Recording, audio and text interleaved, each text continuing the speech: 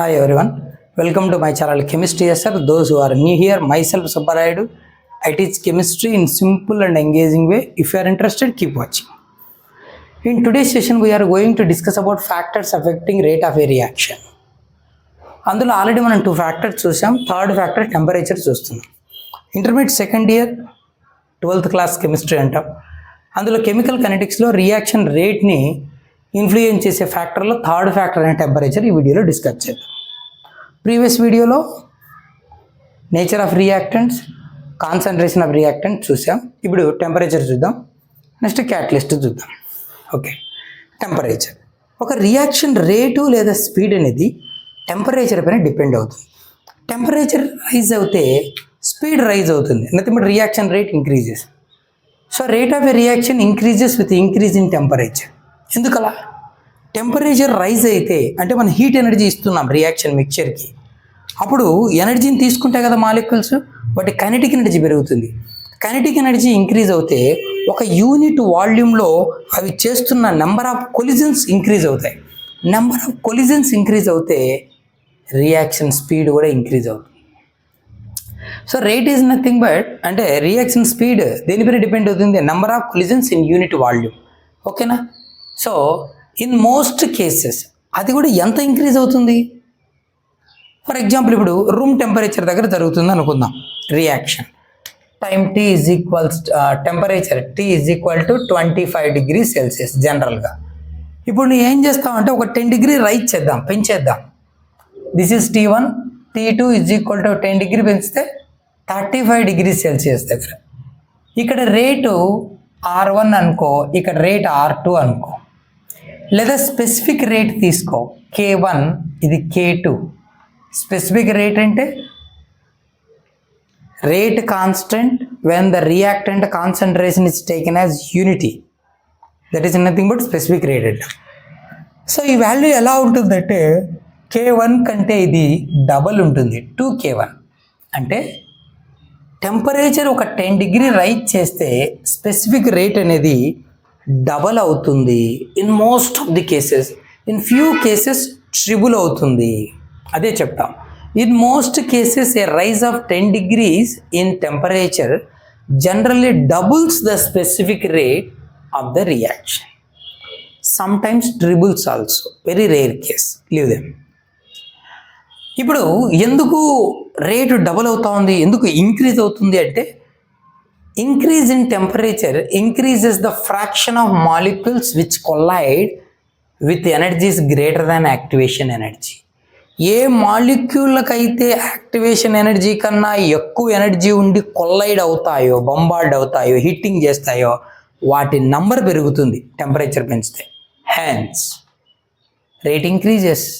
అంటే molecules with energies greater than activation energy అంటే threshold ఎనర్జీకి రీచ్ అయిన మాలిక్యూల్స్. అలాంటి మాలిక్యూల్ మధ్య కొలిజన్స్ పెరుగుతాయి. ఎప్పుడైతే థ్రెషోల్డ్ ఎనర్జీకి రీచ్ అవుతాయో ప్రోడక్ట్ ఇస్తాయిగా, కాబట్టి ఆటోమేటిక్గా ప్రోడక్ట్స్ వచ్చేస్తాయి. The ratio of 2 specific rates 25 దగ్గర ఒకటి, 35 దగ్గర ఒకటి, measured at temperature differ by 10 degrees Celsius. దేంతో మెజర్ చేయొచ్చు? 10 degrees Celsius డిఫరెన్స్తో మనం మెజర్ చేస్తే ఎలా ఉంటుందంటే దాన్నే టెంపరేచర్ కోఎఫిషియంట్ అంటాం. ఏమంటాం దాన్ని? Temperature coefficient. Ratio between 2 specific rates measure at temperature differ by 10 degrees Celsius. ఓకేనా? 25 దగ్గర ఒకటి, 35 దగ్గర, 35 దగ్గర ఒకటి, 45 దగ్గర ఒకటి, లేదా 50 దగ్గర ఒకటి, 60 దగ్గర ఒకటి, 90 దగ్గర ఒకటి, 100 దగ్గర ఒకటి. ఓ 10 degree డిఫరెన్స్తో మనం 2 స్పెసిఫిక్ రేట్స్కి రేషియో తీసుకుంటే దాన్నే టెంపరేచర్ కోఎఫిషియంట్ అంటారు. So temperature coefficient is equal to specific rate at T degrees Celsius plus 10 by specific rate at T degrees Celsius. ఇది T దగ్గర, ఇది T ప్లస్ 10 దగ్గర, అంటే ఇది 25 అయితే 35 degrees దగ్గర. రేషియో తీసుకుంటే అప్రాక్సిమేట్గా ఎంత ఉంటుంది? రేట్ ఆర్ స్పెసిఫిక్ రేట్ అనేది double. For some reactions this ratio approaches to 3. కొన్నిటికి మాత్రం ట్రిబుల్ ఉంటుంది. స్పీడ్ డబుల్ అవ్వడం మోస్ట్లీ, స్పీడ్ ట్రిపుల్ అవ్వడం రేర్లీ అని దాని అర్థం. ఫర్ ఎగ్జాంపుల్ చూడు, hydrogen and oxygen combine very slowly at ordinary temperature. Room temperature దగ్గర హైడ్రోజన్ ఆక్సిజన్ గ్యాస్ పంపిస్తే చాలా స్లోగా రియాక్ట్ అవుతాయి. But rapidly at high temperature. అదే టెంపరేచర్ పెంచేస్తే ర్యాపిడ్గా రియాక్ట్ అయిపోతాయి. అంటే టెంపరేచర్ పెంచితే రేట్ పెరిగినట్లేగా అది. మరి అది ఎలా తెలుసుకోవాలి మనం? ఆ టెంపరేచర్ డిఫరెంట్ టెంపరేచర్స్ దగ్గర ఇచ్చినప్పుడు రేట్ ఎంత అయింది? 10 డిగ్రీ డిఫరెన్స్ అంటే డబుల్ వేసుకోవచ్చు. ఒకవేళ 20 డిగ్రీ, 30 డిగ్రీ, 5 డిగ్రీ ఇలా డిఫరెంట్ వాల్యూస్ ఉన్నప్పుడు ఎట్లా కనుక్కుంటాం? టెంపరేచర్ డిపెండెన్స్ ఓకేనా ఆన్ రేట్ ఎలా ఉంటుంది అది మనకు ఆర్హీనియస్ ఇస్తాడు. Arrhenius equation for temperature dependence of a rate constant. ఒక రేట్ కాన్స్టెంట్ టెంపరేచర్ పైన ఎట్లా డిపెండ్ అవుతుంది? Temperature dependence of a rate constant is given by Arrhenius equation. The equation is K is equals to A into e power minus EA by RT. Exponential power minus EA by RT. ఇక్కడ K ఏంటి? Specific rate లేదా rate constant అంట. ఏ ఎవరు? ఆర్హీనియస్ ఎవరు? మన scientist introduce చేశాడు ఓకేనా. Arrhenius frequency constant. Arrhenius frequency constant. మరి ఈఏ ఎవరు? ఈ suffix A nothing but activation energy. Activation energy ఇది ఇంకా కొంచెం క్లియర్గా క్యాటలిస్ట్ ఎఫెక్ట్ చెప్పేటప్పుడు అర్థమవుతుంది. తర్వాత capital R is equals to ఎవరు? యూనివర్సల్ గ్యాస్ కాన్స్టెంట్ లేదా ఐడియల్ గ్యాస్ కాన్స్టెంట్ అంటారు. Capital T is equals to temperature in Kelvin ఓకేనా. ఇది సరే. ఇప్పుడు మనం 2 డిఫరెంట్ టెంపరేచర్స్ ఇచ్చి మనకు రేట్ కాన్స్టెంట్ ఆ డిపెండెన్స్ ఎలా ఉంటుంది అనేది తెలుసుకోవాలి అంటే ఇప్పుడు మనం ఏం చేద్దామంటే దీనికి లాగ్ తీసుకుంటే కొంచెం ఐడియా వస్తుంది ఓకేనా.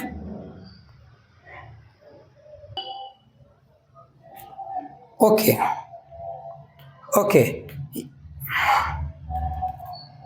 ఇప్పుడు టెంపరేచర్ ఎఫెక్ట్ మరింత క్లారిటీ తీసుకోవడానికి ఆర్హీనియస్ ఈక్వేషన్ ఇచ్చాడు కదా, దీనికి లాగ్ తీసుకుందాం, న్యాచురల్ లాగ్ అడదాం. ఏం చేద్దామంటే take ln on both sides. ఈ ఆర్హీనియస్ ఈక్వేషన్కి న్యాచురల్ లాగ్ అడదాం తీసుకుందాం. అప్పుడు ఏమవుతుంది?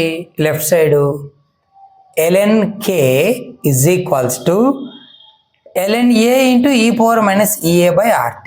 ln a into e power minus ea by rt. Okay. ln అంటే ఏంటి? Natural logarithm, log to the base e కదా. ఇప్పుడు ఇటువైపు ln k అలాగే ఉంటుంది ఇజ్ ఈక్వల్ టు ఇదేమవుతుంది? Log of A into B log ఉంది కదా, log A plus log B ఆ ఫార్ములా.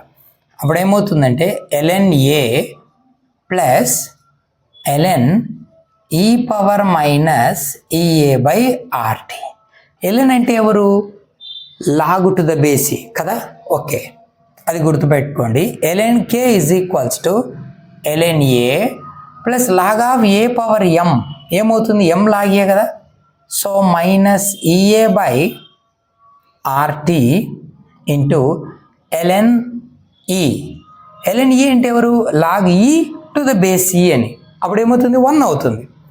సో అప్పుడు ln k is equals to దీని ముందు రాద్దామా, minus EA by RT ln e 1 కదా, ప్లస్ ln a అవుతుంది. Say equation number 1. ఇది మనకు వచ్చిన ఈక్వేషన్. ఇప్పుడు టెంపరేచర్ T1 దగ్గర ఈక్వేషన్ రాసుకుందాం, టెంపరేచర్ T2 దగ్గర రాద్దాం. అట్ T1 ఏమవుతుంది? స్పెసిఫిక్ రేటు K1 అవుతుంది. ln K1 is equals to minus EA by RT1 plus ln A. Say equation 2. ఇప్పుడు టెంపరేచర్ T2 దగ్గర తీసుకుందాం. At temperature T2 ln K2 is equals to K బదులు ఇప్పుడు ఏం వేయాలి? K2. ముందు T1 కాబట్టి K1, T2 కాబట్టి K2 minus EA by RT2 plus ln A. Say equation 3. ఇప్పుడు ఏం చేద్దాం అంటే ఈక్వేషన్ 3 నుంచి 2ను సబ్ట్రాక్ట్ చేద్దాం. Equation 3 minus equation 2. 3లోంచి 2ను సబ్ట్రాక్ట్ చేస్తే ఏమొస్తుంది? ln K2 minus ln K1. ln k2 minus ln k1 that is equals to ఈ వాల్యూలోంచి దీన్ని సబ్ట్రాక్ట్ చేయాలి కదా, ఏంటిది మైనస్ EA బై RT2, దీంట్లోంచి దాన్ని సబ్ట్రాక్ట్ చేస్తే ln క్యాన్సిల్ అవుతుంది కదా, ఇద్దాం ప్లస్ ln A, ఓకేనా, ఈ వాల్యూ మైనస్ ఇది కదా second equation, so minus EA by RT1 plus ln A, అవునా. సో ఇప్పుడు ఏమవుతుంది, బ్రాకెట్లో మైనస్ ఓపెన్ చేస్తే మైనస్తో మల్టిప్లై చేస్తే అది మైనస్ ln, ఇది ప్లస్ ln, రెండు క్యాన్సిల్ అవుతాయి కదా. సో అప్పుడు ఏమవుతుందంటే ln k2 minus ln k1 is equals to minus EA by RT2 minus of minus plus EA by RT1, ఈ రెండు క్యాన్సిల్ అవుతాయి కదా, మైనస్ అవుతుంది లోపల ln A, ఇది ప్లస్ అవుతుంది, రెండు క్యాన్సిల్ అవుతాయి. ఇప్పుడు log of A minus log B, log A minus log Bని ఎలా రాయొచ్చు, log A by B, so log of k2 ln k2 by k1 అవుతుంది. లాగ్ A మైనస్ లాగ్ Bని లాగ్ A బై B రాస్తాం కదా, అలాగే ln k2 by k1 is equals to positive ముందు రాద్దాం, EA by RT1 minus EA by RT2. So ln k2 by k1 is equals to ఏమవుతుంది, EA by R బయటికి తీద్దాం, EA by R, అప్పుడు ఏం మిగులుతుంది 1 by T1 minus 1 by T2, ఇది వస్తుంది అంతే కదా. కానీ మనకి ln అంటే ఏంటి, న్యాచురల్ లాగడదేం కదా. So ln is equals to 2.303 log to the base 10, ln ప్లేస్లో ఏం రాయొచ్చు 2.303 లాగ్ 10.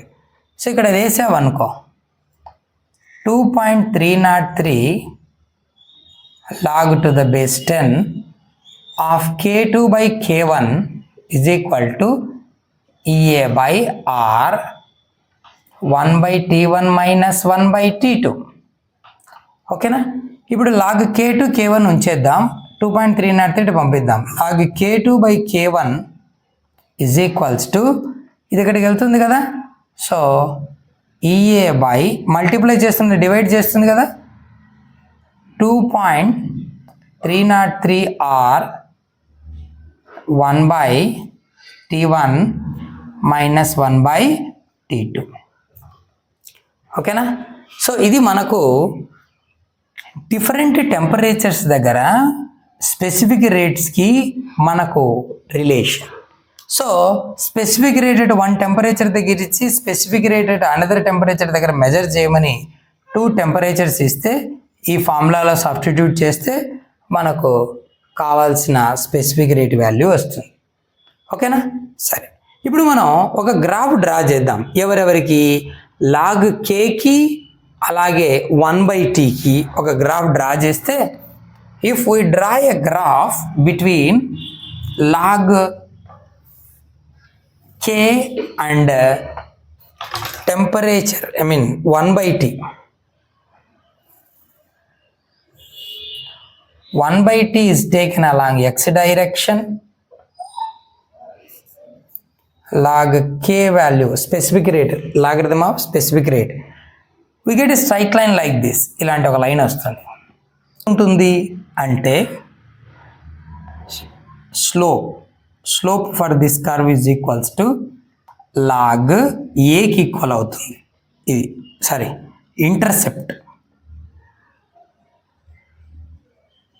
ఇంటర్సెప్ట్ వాల్యూ లాగ్ కేకి ఈక్వల్ అవుతుంది. మరి స్లోప్ ఎంత ఉంటుంది దీనికి అంటే slope is equals to minus EA by 2.303 Rకి ఈక్వల్ అవుతుంది. ఇది slope. Hope you understand. Next వీడియోలో క్యాటలిస్ట్ ఎఫెక్ట్ ఎలా ఉంటుందో, ఒక పాజిటివ్ క్యాటలిస్ట్ ఎలా రియాక్షన్ రేట్ని ఇన్ఫ్లుయెన్స్ చేస్తుంది, ఒక నెగిటివ్ క్యాటలిస్ట్ ఎలా ఇన్ఫ్లుయెన్స్ చేస్తుందో చూద్దాం. Keep watching for more videos. Thank you.